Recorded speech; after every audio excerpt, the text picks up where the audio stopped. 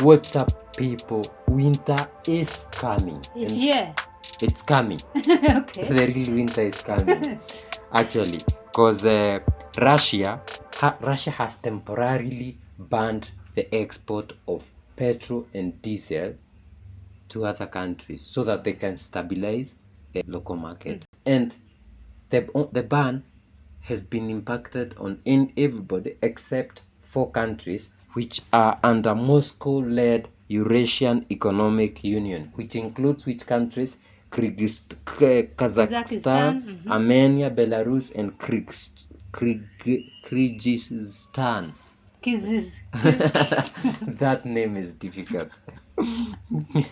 Kazakhstan. I think they say that. Yeah, so what they want to do is they are banning the export of petrol so that they can have a lot of supply in the local market, so that the local market can stabilize. I think because fuels have become very expensive, and if you are a producer of fuel, I think you may want to export, because with exporting you make more money outside rather than the domestic market, because it's capped at some point. Because if it's diesel, it's used in agriculture, like running those machinery and all that, in production, in a lot of things. You cannot, I've not heard of an electric tractor yet. So they have to use these things. So if the price of diesel goes up, Food production. and a lot of things, other costs go up. So they want to stabilize the cost in the local market, that is inside Russia. But what does this mean for other countries, especially Africa. in Africa? Because we talk about Africa. Okay, in Europe they are going to suffer. They are the ones who started this war, Ukraine-Russia war. They are going to suffer. Just as much as we. And I hear the price of 1,000 tons of diesel or petrol is going for 1,000 euros. So 1 ton. So it's going to be, diesel prices in Europe jumped 5% to more than $1,000 a ton in response. So they are in for it. But what about Africa? In Africa, Nigeria has oil, Libya has oil, Gabon has oil. But the problem with us and our leaders is we want to export raw materials rather than refine and use it here. So we still depend on those. Take the crude. We still want to buy fuel from Saudi Arabia and all. And we shall suffer. Until Africa unites, and like the president of Eritrea said, we use our resources for ourselves, we are going to suffer.